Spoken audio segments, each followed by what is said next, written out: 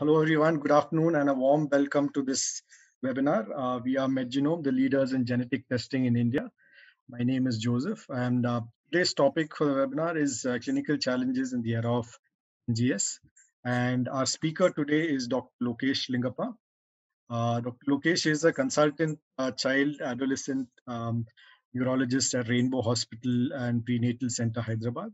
He's completed his MBBS from Karnataka Medical College, Hubli in Karnataka, and he did his pediatric training from Postgraduate Institute of Medical Education and Research, PGIMR Chandigarh, and trained in neurology at National Institute of Mental Health and Neurosciences, NIMHANS. He pursued his passion for pediatric neurology by doing an MRC PHCH from the UK. And Dr. Lingappa was also awarded the Best Outgoing Neurology Student at NIMHANS in 2003. He has many national and international publications and presentations to his credit. He has authored a few chapters in books released by the Indian Academy of Pediatrics. He has three Best Poster Awards at various national and international level conferences. And he has described a new mechanism for childhood stroke for the first time in the world. That's one of his major achievements. And Dr. Ligappa's research interests range from neonatal neurological disorders, infantile epilepsy, intensive care neurology, long-term outcomes of acute neurological disorders, and multi-center collaborative studies. He is also currently the chairperson of the Academy of Pediatric Neurology. So before I hand over to Dr. Lingappa, I wanted to inform the audience that if we have any questions or comments, you can use the Q&A window to type out your questions and we will address them at the end of the session. And a recording of this webinar will be sent out sometime next week. So without further delay, I will now hand over to Dr. Lokesh Lingappa and request him to take this webinar forward. Over to you. Thank you, Joseph, for that introduction. So we'll start off with the talk without any delay. So as a clinician, we use genetic testing on a daily basis, especially as a neurologist and more so as a pediatric neurologist. The flow of talk, I would go through the types of testing we have today at our perusal. What are the personal learnings I've had and yield of different testings, because it's extremely important for us to be aware of this, because we are going to ask the families to invest somewhere around 25 to 30,000, and for that we need to be aware, okay, you have chosen the right test, you have chosen the according to the phenotype of the patient, and then you explain the yield to them beforehand, because when the parents are asked to pay that amount, they will expect, okay, you're going to get an answer almost 100%, which is not the case in most of the situations. And we'll exemplify these issues in the case discussions along with learning points with each of these cases and end with a brief summary. So what are the indications for testing? It is for a confirmation of clinical diagnosis, for prognosis. Obviously, if a family wants to know whether my child will walk, whether there is going to be a deterioration as medical condition. So many of the times clinically you may not be able to answer. There is a child with spastic diplegia, which is of genetic origin, maybe arginase deficiency. So if you know the genetic diagnosis or a metabolic diagnosis, you'll be able to counsel them and offer them a treatment accordingly. Carrier testing, prenatal diagnosis is extremely important reason for testing in our country, especially where consanguinity is quite high. And recently, there are many therapeutic interventions based on the genetic information, especially in epilepsy genetics or some of the metabolic disorders or neurotransmitter disorders. So you actually manage these patients based on the information what you get. So what are the tests available? Clinical exome sequencing, whole exome, microarray, whole genome, although we don't use it on regular basis, and Sanger validation, FISH and MLPA. As a clinician, accurate phenotyping is the most essential step before ordering a genetic diagnosis. I think what we see sometimes is you are in a busy clinic, you just make up your mind based on the feel for what you have done already, the investigations. Your MRI is not giving a clear clue. You have a child with neurologic disease, no perinatal insert, you think it is genetic. But I think trying to spend a little bit time, if you are not able to do yourself, maybe asking your trainees or junior colleagues to do it for you, and get a complete picture of, including maybe the anthropometry, be any dysmorphology, all the necessary information would be useful to narrow down a possible diagnosis clinically. And that information may be including the clinical picture of the patients to be saved with us, so that when there is a genetic result to match your clinical diagnosis is very important. Because it's all until the loop is closed, you send your genetic testing based on your clinical diagnosis. When you get back the genetic diagnosis, go back to the patient and see whether it is matching. If it is not matching, go back to the genetic person again and say this is not matching. I think that is extremely essential for all of these kind of conditions, because there are many situations wherein we didn't get a initial diagnosis right, and after further discussions we could get the genetic diagnosis appropriately. What are the group of disorders in we tend to use the genetic diagnosis? Epileptic encephalopathies, unexplained developmental delays, cerebellar syndromes, neuromuscular disorders, movement disorders, Moya-Moya syndrome, especially familial ones, and any undiagnosed neurological disorders, and also to use it as a therapeutic option. When I started training in the pediatrics, that is between 1996 to 2000, the genetics what we had was even Duchenne's muscular dystrophy genetics, that too with great difficulty. Most of them underwent muscle biopsy. Karyotyping was easily available. During Niemann's training, 2000 to 2003, SMA and Duchenne's muscular dystrophy genetics were available. Rest of the diagnosis of neuromuscular disorders were by biopsy. Whereas epilepsy and movement disorder, it was always a syndromic diagnosis. Small molecule, we had a tandem mass spectroscopy, which was available at that time. When I was training in UK in 2004 to 2007, neuromuscular genetics was much better evolved. Individual disorder genes were detected quite easily there. Yield was still low at that point of time. Metabolic disorders, well organized specialties were there with good access to genetics, but it was still evolving. Epilepsy, evolving understanding of genes were noted at that time. So with that, when since last 10 years, I think all of us have experienced this huge improvement in the genetic services what is available. We'll go through few cases during this period and see how we can learn from these cases. So this was a term child who had known to have respiratory failure after birth, no perinatal problems. Generally, you expect some perinatal problems, acute asphyxia, then you have respiratory problem. This child had no perinatal problems, started requiring CPAP initially. By day 3 needed ventilation. All the investigations when you encounter a child like this for evidence for sepsis was normal. MRI brain was normal, including the brainstem. Now conduction studies to look at any peripheral neuropathy causing the respiratory issues were negative. No evidence of mitochondrial disorder. Your CPKs were normal. So no evidence of neuromuscular disease, no evidence of mitochondrial disease, and no MRI abnormality of brainstem. Repeated attempts at extubation failed in this child. And of note was your child was breathing partially while on ventilator, but the maximum respiratory rate went up to no more than 20 per minute, which is for a newborn is extremely low. They breathe around 40 to 60 per minute. So the rates of the breathing rates were quite low in this child, and no respiratory efforts at times while sleeping.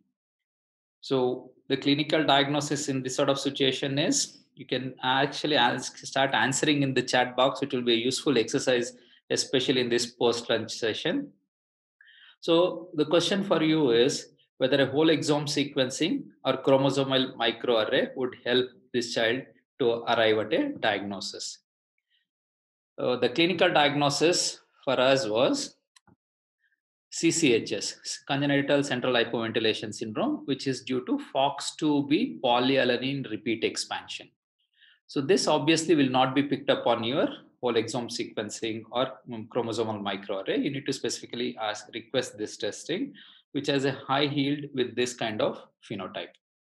So this child was confirmed to be CCHS secondary to FOX2B mutation. So that brings us to different types of tests, what we generally use. So the clinical exome sequencing is the common one used along with the whole exome sequencing. What are the salient differences between the two? In clinical exome sequencing, you are focusing on disease associated genes.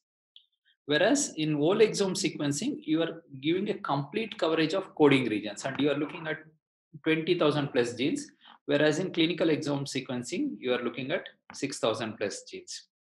And the clinical exome, you are using it for clinical and genetically heterogeneous conditions, wherein you have a narrowed down phenotype. Then it is easier. Use the clinical exome. But if you're not very sure of the phenotype, something like epileptic encephalopathies, the phenotype is very varied, the genes are so varied, probably choosing something like whole exome in this sort of situation is better because you are able to pick up some novel genes as well in whole exome sequencing. So these commonly used are clinical exome, whole exome, whole genome sequencing. We are rarely using it at this point of time, which might change in next 5 years time depending on the costing and the improved yields of the whole genome sequencing. If you are having a child with fetal structural abnormalities, so you have a lissencephaly or agenesis of corpus callosum, then the diagnostic yield of whole exome sequencing currently is not very high. It is only around 10%, including the microarray. Whereas if you are having a children with neurodevelopmental disabilities, you are performing both the copy number variations and the whole exome sequencing, the diagnostic yield can be as high as up to 38%. This is the data which, this is the Indian data from MedGenome Lab itself. So what are the samples? We are using it on a daily basis. So what are the yield of different syndromic diagnosis? So your suspicion is a muscular dystrophy. What is the yield of this test? So as you can see, the purple one is none. The pale green one is VUS. Dark green one is likely pathogenic. And this is pathogenic. So you have a good yield for neuromuscular disorders if you include the VUS as well. If you exclude VUS as well, around 50% yield for neuromuscular disorders. Overall neurological disorders, it's around 30% yield. Epileptic encephalopathy similarly around 30% yield with pathogenic and likely pathogenic genes. Leukodystrophy, the yield is somewhere around 50%, whereas Charcot-Marie-Tooth disease, that is peripheral neuropathy, is hereditary, around 30% yield. Dystonias have very low yield. The pathogenic ones are probably less than 5%. Likely pathogenic included maybe around 15 to 20% maximum. Whereas spastic paraplegia, you can have a yield up to 40%. So this is going to be useful reference for us to say, okay, if I'm considering this, this is what the yield we are going to expect from the whole exome sequencing. So looking at the epileptic encephalopathy panel, 30% was the yield, and the commonest gene which was detected was SCN1A, and others included TSC, MECP2, and other things. I'm not going to go into the details of them. It is important to understand the limitation of the yield of these testings. If you have neuropathy, the yield is somewhere around 35%. The commonest gene which was detected was MFN2. Coming to congenital myasthenia genes, currently we are part of a study wherein throughout the India we have collected samples, and this CHRNA is the most common gene abnormality what we have noted in congenital myasthenia in up to around 55% of these children. The second common being COL-Q mutations, and all the other things contribute to less number of patients. So this is all the Indian data what we have of the common congenital myasthenia genes what we have. Coming to what is the yield of chromosomal microarray for intellectual delay and developmental delays, it is very varied. Only if you are doing only chromosomal microarray, the yield can be somewhere between 18 to 28% at best. But if you have congenital heart disease, the yield might go up to 50% plus. If you have significant facial dysmorphism, it can be up to 40. If you have microcephaly and hypotonia, it can be up to 35% yield with chromosomal microarrays. The other common situation as clinician we face today is autistic spectrum disorder. I think this is a question, I don't know how many decades more we need to find, wait for the correct answer as to what causes autism. There is so many theories abounding, whether genetics, epigenetics, environmental factors, second-it hypothesis, everything is being put forward, but we still don't have a unifying hypothesis as to what causes this. So that's why there is a number of studies keep on appearing in the literature. So this is one of the recently published study in 2020. The yield of both Fragile X and chromosomal microarray was 12%. So it included 3% of this was Fragile X and 9% was the chromosomal microarray yield. And in that, predominantly chromosome 15q deletion was the most common abnormality they found. And 70% there was change in the medical recommendations based on the genetic findings. The yield in general is around 10 to 12% with these two testing is what I would like to as a take home message from this slide. What are the factors that influence the yield? So you need to give detailed clinical examination, lab findings. You need to choose your test appropriately, and you need to know the biology of the disease, and the parental and additional family member testing might have to be done, and availability of population specific frequency of the disease is also important to note whether this is a pathogenic variant or likely pathogenic variant, or it's going to be a VUS. Cerebellar atrophy in clinical practice is a significant challenge. So this is a child of a 4-year-old who was born of consanguineous parents, presented with epilepsy, microcephaly, scaphocephaly, and developmental delay, had significant central hypotonia with muscle wasting. MRI showed severe cerebellar atrophy, as you can see here, fawn tree-like pattern here. So there are no clues except there is a clear cerebellar atrophy as a cause for epilepsy and very severe developmental delay. With this, we sent a whole exome sequencing, and we could find a mutation in EMC1 gene, which was recently described at that point of time as a pathologic cause for a disease which is associated with severe cerebellar atrophy. And RNA sequencing was also done to prove the pathogenicity. And we could publish this as a novel spice variant in EMC1 is associated with cerebellar atrophy, visual impairment, psychomotor retardation, and epilepsy. So this is only the second case which was published at that point of time. What it informs us is these are very unusual ones. You would have never imagined to pick up these kind of variants. Because of this whole exome sequencing or the clinical exome sequencing, we would be getting wiser and wiser when we are managing these children over a period of time. If it is easier if you find a pathogenic or likely pathogenic variant. But what if you get variants of uncertain significance? So this is a family with neonatal seizures, feeding difficulties, MRI of the brain showed diffuse cerebral atrophy. Elder sister was similarly affected with severe epilepsy and spasticity microcephaly. So when we did the exome sequencing, there was a MDH2 mutation, which is known to be associated with early infantile epileptic encephalopathy, homozygous mutation. We thought we had an answer here, but and it is autosomal recessive homozygous mutation, but it was of VUS. We couldn't put it as a pathogenic at that point of time with the given information available. Parents were heterozygous, but when we further evaluated, the quality of the mutation, the depth of mutation was not very good. So that's why we couldn't actually call it as a pathogenic variant.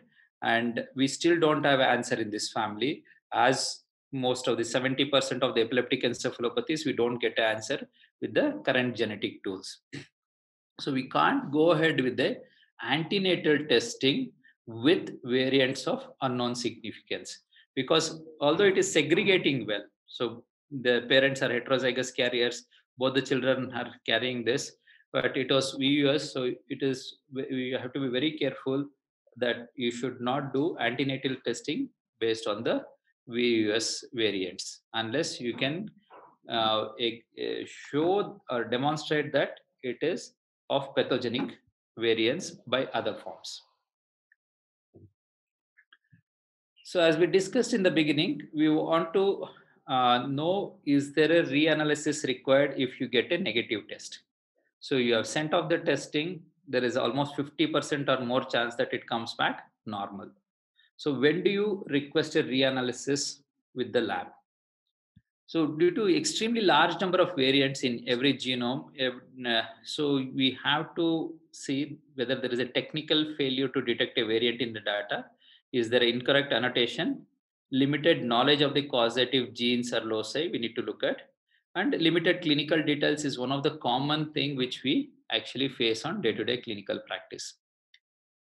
So we had a child who had all the clinical features suggestive of a neuronal ceroid lipofuscinosis. When we sent off the genetic testing, we got a heterozygous mutation in Seposin B.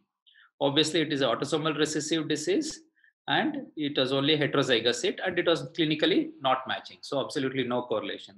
So you go back to the lab and say, see, this is not the phenotype.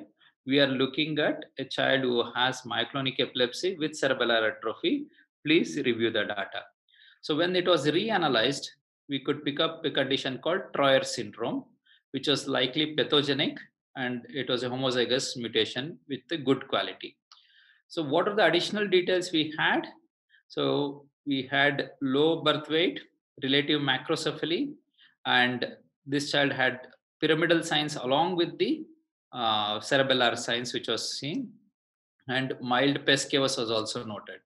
So when additional information was provided and this matched with the Troyer syndrome, some of these children rarely can have epilepsy as well. So that is how you can use your clinical information in a much better manner by completing the loop. You send the test, speak to the genetic lab. When you get back the results, if it is completely matching the phenotype, the loop is closed. You don't have to worry about it.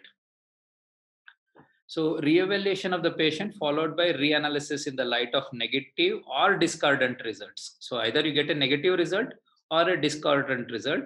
You have to request a reevaluation depending on how strongly you are feeling that you can get a diagnosis. This is also an example wherein it depends on the time of the year where we are doing this testing. Like this is a child we had with global developmental delay, severe central hypotonia, early onset epileptic encephalopathy with visual impairment.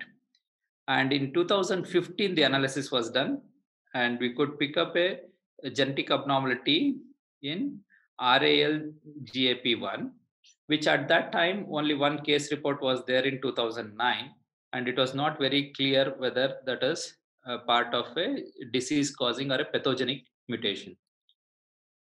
In 2020, a clear paper was published showing that the same gene is cause for profound neurodevelopmental disability, muscular hypotonia, and infantile spasms. So this is a recent literature. The parents actually came back almost after 5 years wanting to have another child. So because we had this information now that this gene is causing the syndrome which was matching to the phenotype of the first SIP, then we could offer the antenatal testing based on that information, and the next if child is fine. So the same information which was 5 years back was not relevant, but because we had new information, new scientific information, the same information can become relevant. So that is how things can change over a period of time. This another case report wherein we had suspected a severe global developmental delay epilepsy, and it was a neurodegenerative phenotype. So suspected infantile neuronal ceroid lipofuscinosis or mitochondrial cytopathies. We had extensively investigated with normal amino acids, lactate levels, neurotransmitter studies, skin and muscle biopsy were also normal. MRI brain had revealed diffuse atrophy with thin corpus callosum. So the genetic testing had revealed mutation in Naga, which is associated with the Schindler's disease, which is once again of uncertain significance. So there is very limited phenotype for this Schindler disease type 1. And in fact, there is extensive debate in the literature whether this is an independent disease or is it something associated with another gene mutation. To manifest whether Schindler, apart from Naga deficiency, whether there should be deficiency of another gene, then only it causes clinical manifestation. But in this child, both the parents were carriers of this Naga gene, and both the children were homozygous. So then we tried to match all the clinical features, which was matching mostly.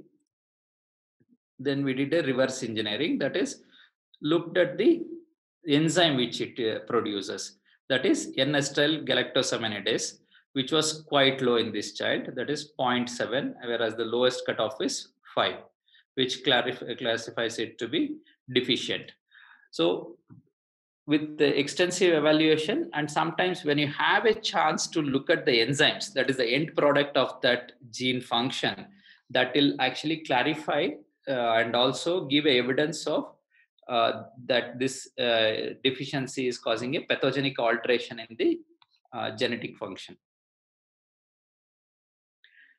We are definitely not able to identify mutations or genetic variations in all the cases. Currently, the yield in neurological conditions may be going towards around 30 to 40%.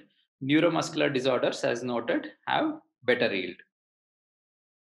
I'll just skip this case, these two cases. Okay, I think this one as well. Because of lack of time, we'll just quickly go through a few other case examples.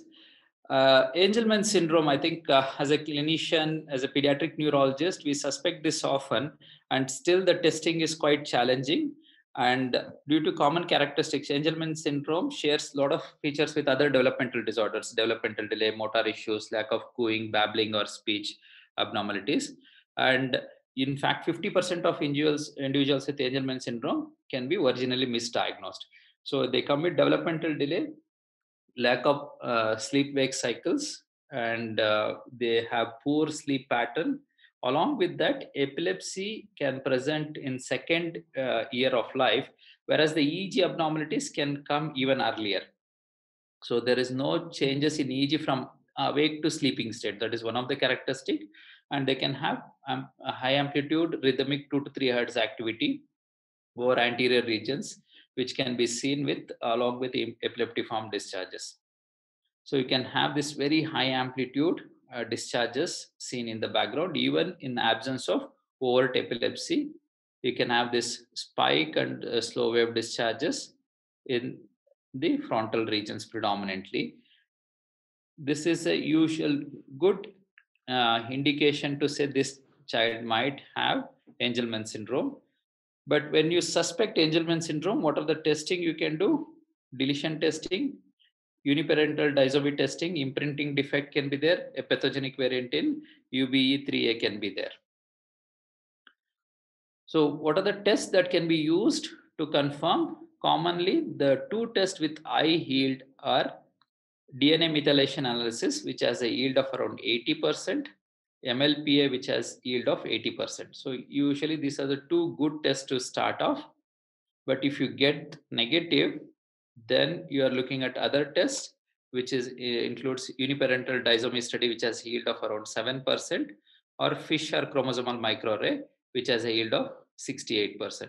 So you can still have around 11%, who can be detected only by sequence analysis. So almost all different forms of genetic testing might have to be used to diagnose Angelman syndrome. So that is quite a challenging task, because asking a parent to do one test after other, if you don't find a diagnosis, is going to be challenging. But this is one condition wherein almost all forms of genetic testing is used to pick up a genetic diagnosis. What is the importance of confirming this diagnosis? Obviously, it helps prognostication. You need to avoid vigabatrin, carbamazepine, oxcarbazepine in this group of children, because if you use them, it worsens the epilepsy and triggers other forms of seizures. We'll go to other epileptic encephalopathies. Angelman syndrome obviously is one of the developmental epileptic condition. So this is a 2-year, 9-month-old female child, first born child, consanguineous couple. Birth weight was normal, no uneventful perinatal period. Started having seizures very early onset at 1 month, 20 days. Multiple anti-epileptics were used. Some control was achieved over 1 year of age. And developmental delay was noted, motor more than cognitive. And after a trivial fall, the child had come with malignant cerebral edema. So it is very unusual to have malignant cerebral edema with trivial fall. And the child also had significant titubations and tremors during this admission. So whenever you are seeing this, we start usually thinking of calcium channel mutations, because it is well documented that in calcium channel mutations, you can, with trivial fall, you can develop many malignant cerebral edema. That was the clinical handle for us to look at a calcium channel mutation, and we could find a heterozygous mutation in CACNA1A. So we thought we had our gene, but as you can see, it was of uncertain significance. Then when the parents were tested, the father was carrying the same variant, was asymptomatic in nature. Now, whether it is, we need to consider this, discard this is the challenge. Then you have to go back and review the literature. This child improved on acetazolamide and is now walking again and is stable with the seizures being controlled. So CACNA1A can have very, very varied phenotype. We can have global developmental delay, ASD, hypotonia, migraine-like phenotype, ataxia, cerebellar atrophy, epilepsy, nystagmus. All these things can be manifestation of CACNA1A. So it's a extremely varied phenotype. So the phenotypic heterogeneity is noted. Whether there can be asymptomatic CACNA1A, which can explain, because in this child, in this family, the father is asymptomatic completely. So then when we reviewed the overall literature, there is a family which was described from France, which had significant familial heterogeneity. As you can see here, this child with epileptic encephalopathy, this child with episodic ataxia type 2, and these two people with episodic ataxia, intellectual disability in few of them, and asymptomatic carriers. So asymptomatic carriers, where at least 3 of them were asymptomatic carriers of the pathogenic variant, who are quite old enough. It's not that they are going to express the symptoms later on. They are quite old enough and they were asymptomatic carriers. So this makes it a challenging proposition for a clinician to say, okay, you have genes of uncertain significance on one hand, and there is a asymptomatic carrier in the family. So going back and reviewing the literature and trying to get this sort of information will improve our confidence as a clinician and a genetics person to manage these children along the presumed lines of uh, the genetic condition. Here it was CACNA1A. So how much time do you have? Another 15 minutes. Okay. This is a 6-month-old girl who presented with history of sudden jerks after waking from sleep 1 week prior to presentation. Multiple clusters were there. She also started having reduced eye contact after onset of jerks. Birth history was normal. There are no perinatal problems. Growth parameters were also normal, but had hypopigmented hair, eyes, and skin. Eye contact at that time was present, and the child was able to bear weight. She had epileptic spasms. She had hypopigmented hair and eyes, so we thought of oculocutaneous albinism. And MRI brain was normal at that time. EEG showed a modified dysarrhythmia, and other etiologies for metabolic etiologies were looked into, and they were negative. So she was treated for spasms, and parents were planning next pregnancy by 3 years of age. The child continued to have spasms with developmental delay. Epileptic encephalopathy panel, this was almost 4 years back, was negative, 4 or 5 years back. And although we knew that the yield of epileptic spasm, the exome sequencing is only around 30%. To certain extent, some, if you have narrowed phenotype, maybe up to 50%. So when the parents wanted to plan next pregnancy, we asked another center to reanalyze the data, and we could find a TSC2 gene heterozygous deletion. Then went back to the original lab and asked why it was missed. And then we got to know that at that point of time, TSC was not included as a part of epileptic encephalopathy panel. So that's why it was actually not looked into, although it was sitting there. So all these things actually matter. Then you can ask the question why the MRI did not pick up, because the MRI was done at around 6 months of age. But at 3 years of age, it demonstrated all the features of TSC complex. So yield of MRI brain in less than 1 year old has many pitfalls in tuberous sclerosis. And there can be 5 to 10% who are MR negative. You can see this as an example. So this is a 10-week-old MRI, which gives a good contrast here of the white matter and the gray matter. This is the tubers which are seen very clearly at 10 weeks. Whereas when you're looking at with the CT, you can see the calcification very well. But look at the same MRI, as the myelination improves, you can hardly make out this faint calcification is made out. Other than that, you are not able to make out many other things at 8 months. This is the kind of age where we did the MRI in our index child. So it can be pseudo normal because of the stage of myelination in TSC.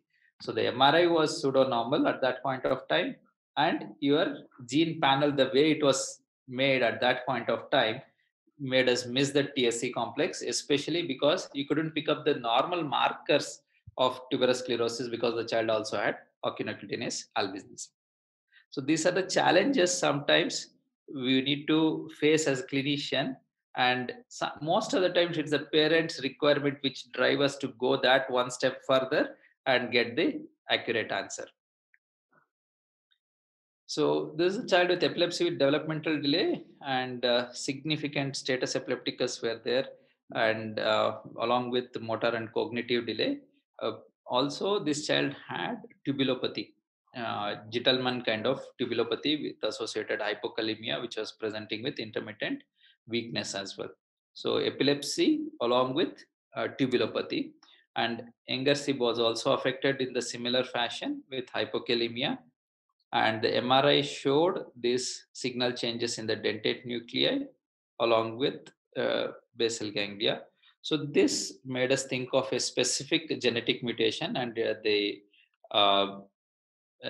mutation which we found in this family was KCNJ10, which is known to disrupt the function of KCNJ10 mutation in the kidney and the inner ear, and also in the brain, causing all the symptoms of hearing abnormalities, sensory neural hearing loss with ataxia and epilepsy, along with Gitelman syndrome. These children are known to worsen with topiramate and zonisamide. If you are treating the epilepsy, better to avoid these two medications. So coming to last few cases, 7-month-old child presented with fast breathing, 4 months of age, recurrent respiratory tract infections, delayed developmental milestones were noted. And also there was a respiratory difficulty since 20 days, requiring home oxygen due to respiratory muscle weakness. Paradoxical breathing was present. So he was in the bed, not able to move his limbs, the proximal and distal. Very minimal distal movements are there, proximally minimal movements which are seen, and with the oxygen, and was requiring NG tube feeding. So is CPK, normally you expect something, commonest thing would be something like spinal muscular atrophy. The CPK and NCS were normal. NCS usually is quite abnormal in SMN testing, SMN spinal muscular atrophy. RNST showed some doubtful decremental response. Neostigmine challenge didn't show any improvement for myasthenia. And as the SMN gene was negative, MRI brain with MRS was done. They were normal. Lactate was very borderline abnormal. So when we sent off the genetic testing as the SMN gene was negative, we found a mutation in ERS2, which is a gene in combined oxidation phosphorylation deficiency. Segregated it to the in the parents. It was a compound heterozygous mutation. So on the follow-up, we were worried about this child. We started on mitochondrial supplements. He had gradual improvement, started attaining motor milestones, was able to run and climb at 2 years. Although the MRI, which was initially normal at 2.5 years, demonstrated very clear signal changes in the caudate head and the ventral putamen in both FLAIR and this T2 weighted images. Blood lactate this time was higher. So when we look at the literature, ERS2 can have two phenotypes. One which is very severe and you don't improve, you progressively deteriorate and behave like a neurodegenerative disorder.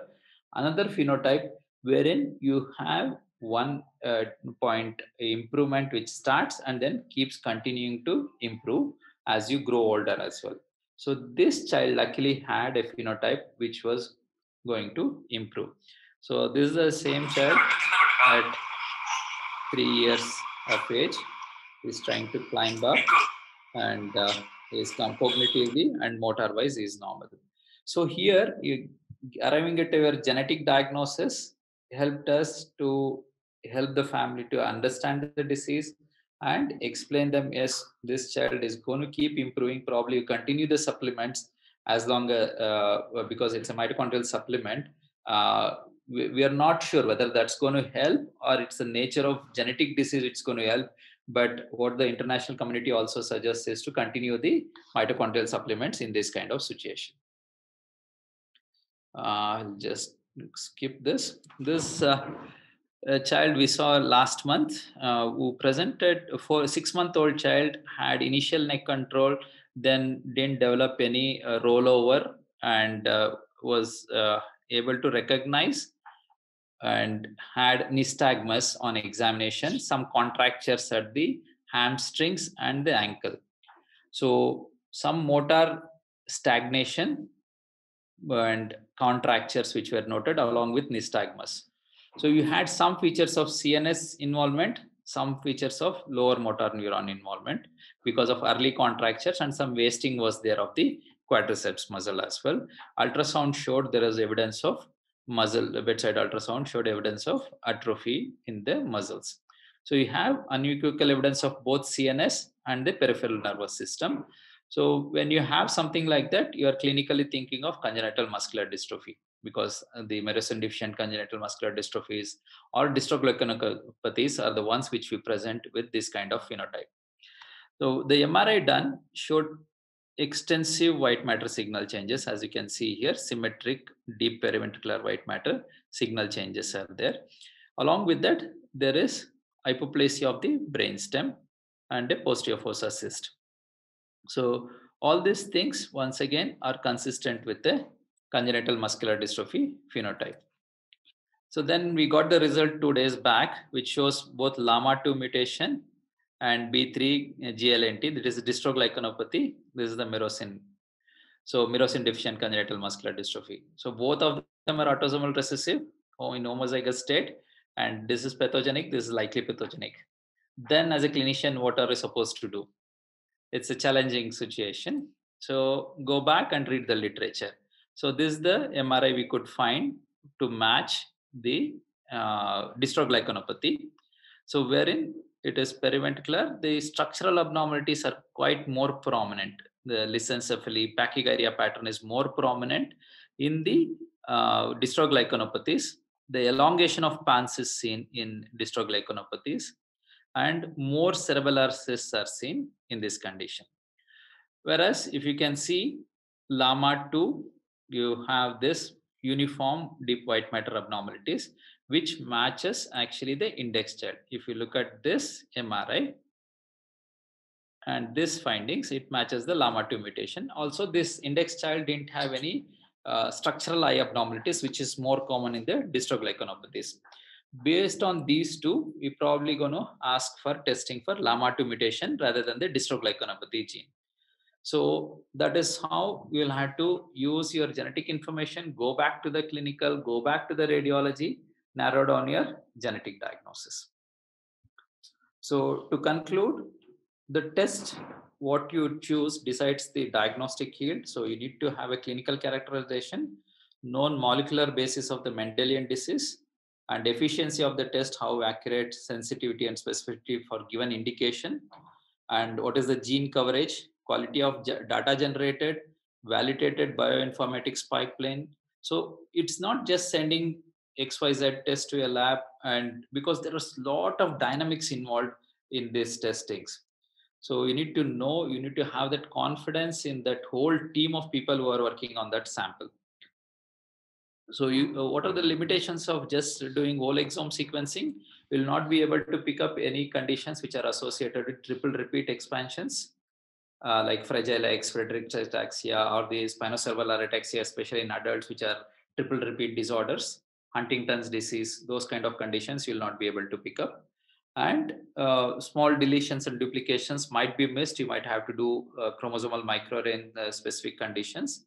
And obviously, at given point, if there is paucity of literature for a variation which you have picked up, as I showed you, the gene which was shown in 2015, now has been shown to be pathogenic in 2020. So those kind of things also you may not be able to give a diagnosis at that point of time. So genetic testing is not a replacement for clinical diagnosis, but detailed clinical investigations enables us to get an accurate diagnosis. So this family here, so both parents uneducated farmers. First child had NCL, we could give a genetic diagnosis, did antenatal testing, and the second child is normal. So they are able to smile because we took the effort to have them having a normal child in the family. That's the difference you can make as a team, both the clinician, genetics, and the people who work behind the scene in the genetic lab, and the fetal medicine team and the obstetrician. So it's a teamwork as always, but as a clinician, we have the responsibility to arriving at a accurate genetic diagnosis so that we can get these kind of outcomes. Thank you. Thank you very much for that wonderful presentation. I now invite the audience to type in their questions in the Q&A window if you have any questions for Dr. Lingappa. We have one question at the moment. He's asking, is ERS mutation hereditary? ERS2 or? Yeah, ERS. Yeah, it was a compound heterozygous mutation. You can have a more deleterious mutation wherein your residual enzyme activity is very low, and you can have a very poor outcome. And so it is obvious hereditary in the sense I didn't actually completely get the question. It is obviously autosomal recessively inherited condition.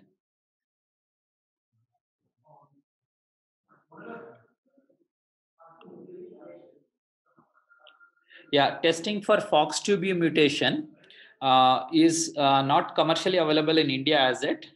We got it tested from Bristol laboratory. Bristol is a reference laboratory in UK for FOXP2B mutation.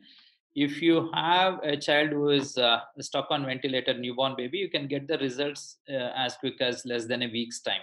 It is expensive. It costs somewhere around 50,000 rupees, but the turnaround time is as quick as that.